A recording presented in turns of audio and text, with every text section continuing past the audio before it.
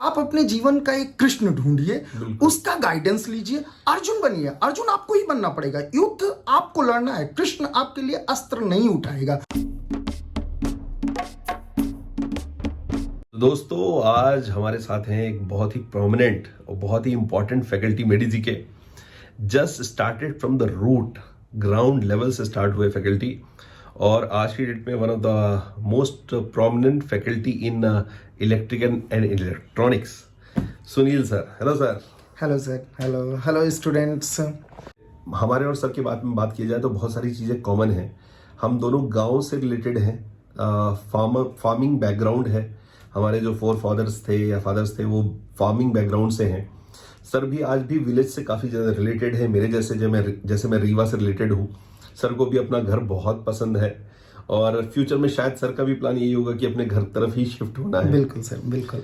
बहुत सारे ऐसे बच्चे जो हम जैसों के बैकग्राउंड से निकल करके आते हैं, उनको एक डायरेक्शन देने में महत्वपूर्ण भूमिका निभाते हैं हम लोग।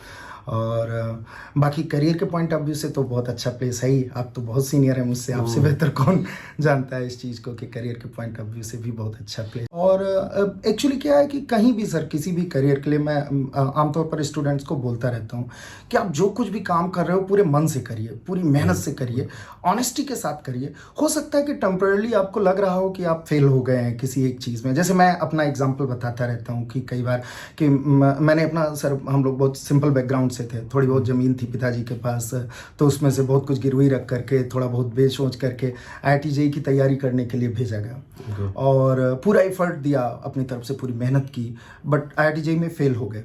तो उस वक्त टेम्पररी लगा कि मतलब सब कुछ ख़त्म हो गया, अब तो कुछ नहीं बचा, करियर में कुछ है नहीं।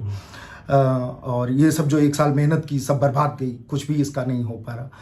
बट ऐसा नहीं है। अब 10 साल पीछे जा कर के देखा जाता है तो ये लगता है कि नहीं, वो ऑनेस्टी जो थी, जो वो तैयारी थी, उसी ने मेहनत करना सिखाया, उसी ने पढ़ना सिखाया।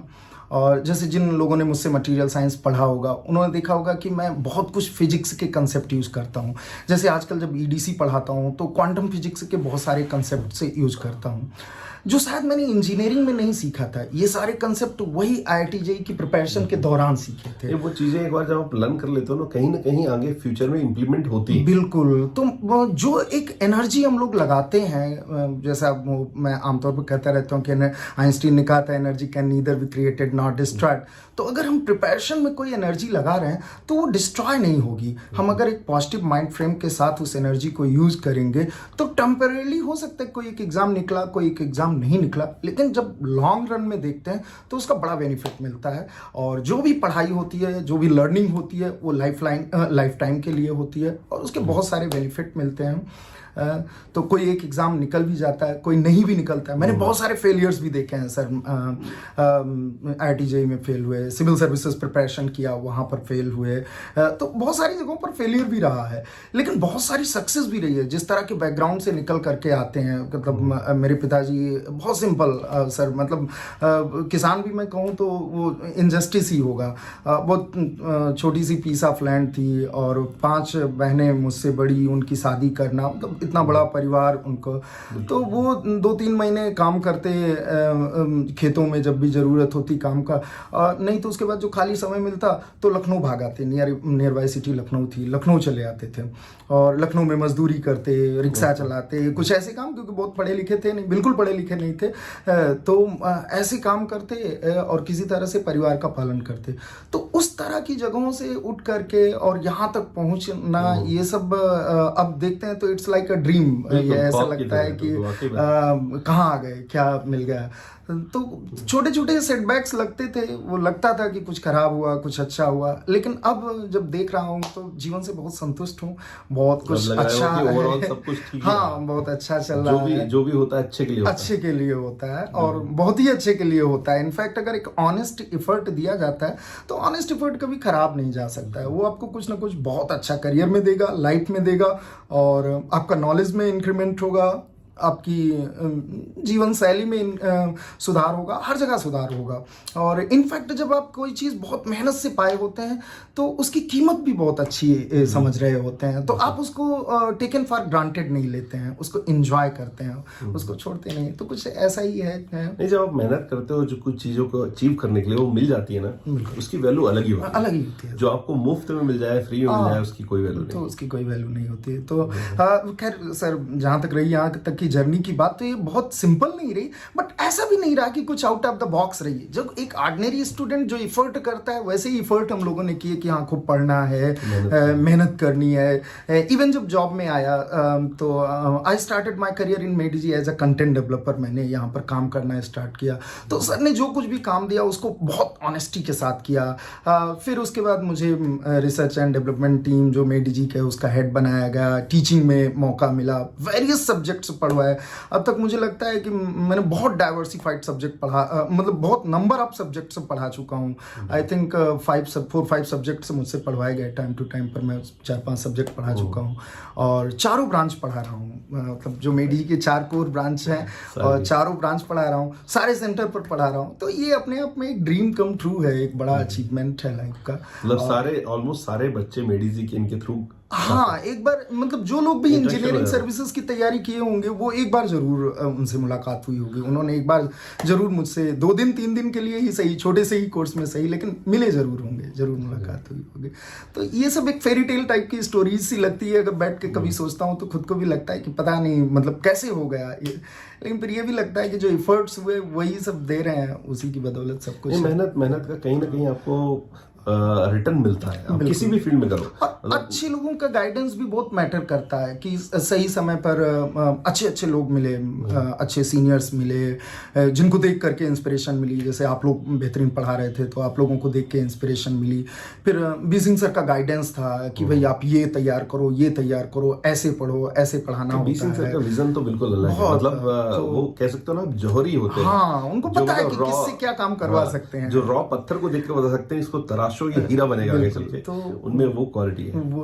और मैं अपने स्टूडेंट्स को तो यही संदेश देना चाहूंगा कि खूब पढ़ो बेटा, जितना कुछ पढ़ सकते हो उतना आप पढ़ो, अपना बेस्ट दो, ठीक है, ताकि कभी बैठ करके आपको 5 साल बाद ये ना लगे कि काश ये कर लिए होते तो ये होता। 5 साल बैठ के एनालाइज करो तो आपको ये लगे कि जितना मैं कर सकता था मैंने अपना बेस्ट दिया। अब जो कुछ भी है जीवन में उसके बेसिस पर आपको कुछ ना कुछ तो बेहतर मिलेगा ही मिलेगा, ऐसा हो ही नहीं सकता कुछ ना मिले।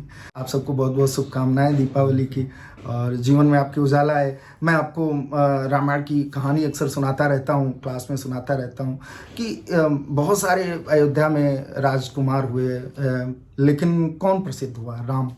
क्यों राम प्रसिद्ध हुए? क्योंकि वो अयोध्या के कंफर्ट जोन से बाहर निकले और 14 वर्षों तक उन्होंने जंगल की खाक छाना। अब जब आप अपने कंफर्ट जोन से बाहर निकल करके and you wander here and there in this jungle of life, तो आप तब करके निखर करके बाहर निकलते हैं। तब वास्तव में आप ऑर्डिनरी व्यक्ति नहीं होते हैं, आप अपने जीवन के राम को अचीव कर रहे होते हैं। उन्होंने जीवन के हर सेगमेंट पर एक संदेश दिया कि आप जंगल में हैं, आपके पास कोई संसाधन नहीं है, आपके ऊपर मुसीबत आ गई कि आपके परिवार के किसी मेंबर को, आपकी पत्नी को कोई एक बहुत पावरफुल व्यक्ति अपहरण करके लेके चला गया, डेमन किंग लेके चला गया। तो जीवन में कई बार आसान रास्ते भी होते हैं, आप अगर उनको चुन लोगे तो उनसे कुछ एक्स्ट्रा ऑर्डिनरी अचीवमेंट नहीं करोगे। राम के पास भी आसान रास्ता था कि भरत को बुला लेते, भाई आओ सेना लेकर के आओ और रावण से लड़ लेते हैं, हरा करके सीता को वापस। लेकिन वो राम के अपने पुरुषार्थ की विजय नहीं होती, तो शायद वो इतनी बड़ी चीज नहीं हो पाते जितनी हो गए। उन्होंने क्या किया? भालू बंदर रीछ की सेना बनाई। ये एक सिंबोलिज्म है कि आप जहां कहीं भी हो, जंगल में भी हो, तो अपने लिमिटेड रिसोर्सेज से बेस्ट उन रिसोर्सेज को यूज करो और अपनी क्षमताओं पर भरोसा रखो, तो आप इस जीवन के सबसे बड़े से बड़े राक्षस को भी हरा सकते हो। और ऐसी जो विजय होती है वो असाधारण होती है, वो आपके अपने दम पर पाई हुई विजय होती है। उसमें किसी अयोध्या का योगदान नहीं है, किसी राज सत्ता का योगदान नहीं है, वो आपकी अपनी पर्सनल जो कैपेबिलिटी है उस पर पाई गई विजय है। तो अब ऐसी विजय के बाद जब वापस आप अयोध्या आओगे ना, तो आपके स्वागत में हजारों साल दिए जलाए जाएंगे, आपके स्वागत में दीपावली मनाई जाएगी। तो the gist of this story, this whole Ramayan is कि अगर आपको एक ऑर्डिनरी साधारण पुरुष से भगवान बनना है, you want to achieve something bigger in your life, then you have to come out of your comfort zone. आपको अयोध्या से बाहर आना पड़ेगा, आपको जंगलों की खाक छाननी पड़ेगी, तभी आप कुछ लर्न कर पाओगे। आपको रावण का सामना खुद करना पड़ेगा, तभी आपको एक बड़ी विजय मिलेगी। और जब इतनी बड़ी विजय मिल जाएगी तो उसके बाद तो जीवन में सब कोई आपकी वाह वाह करेगा, सभी आपके लिए दिए जलाएंगे, सभी दीपावली मनाएंगे।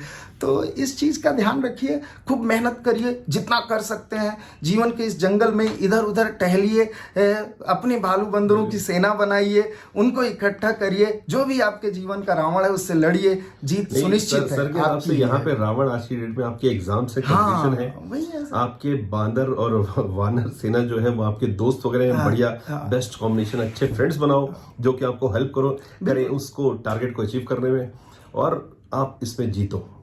So that is exactly the सार ऑफ द स्टोरी, है ना सर? बिल्कुल सर, बिल्कुल सर। और सर लास्ट में कुछ बच्चों को बोलना चाहें हम जो? बिल्कुल, मैं यही बोलना चाहूँगा कि बहुत अच्छा एफर्ट करिए, बिना इस चिंता के एफर्ट करिए कि क्या होगा क्या नहीं होगा। हम लोग उसका जीता जागता उदाहरण है कि हो सकता है कि मोमेंटरली आपको कुछ सेटबैक लगे, लेकिन लॉन्ग रन में मैं आपको गारंटी देता हूँ कि निश्चित तौर पर आपके करियर में, आपकी लाइफ में कुछ अच्छा होगा अगर आप एक ऑनेस्ट एफर्ट दिए होंगे। बाकी महाभारत से एक छोटी सी प्रेरणा लेकर के चलिए कि आपको अगर सफल होना है तो बहुत बड़ी सेना की जरूरत नहीं है। दुर्योधन के पास 100 भाई और लाखों लोगों की सेना थी, फिर भी हार गया। आपको एक उचित गाइडेंस की जरूरत है, एक कृष्ण की जरूरत है। तो एक कृष्ण मिल जाए और सिर्फ छोटी सी सेना हो, 5 भाइयों की सेना हो, तो भी आप जीवन के इस महाभारत में विजयी साबित होंगे। तो आप अपने जीवन का एक कृष्ण ढूंढिए, उसका गाइडेंस लीजिए, अर्जुन बनिए। अर्जुन आपको ही बनना पड़ेगा, युद्ध आपको लड़ना है, कृष्ण आपके लिए अस्त्र नहीं उठाएगा।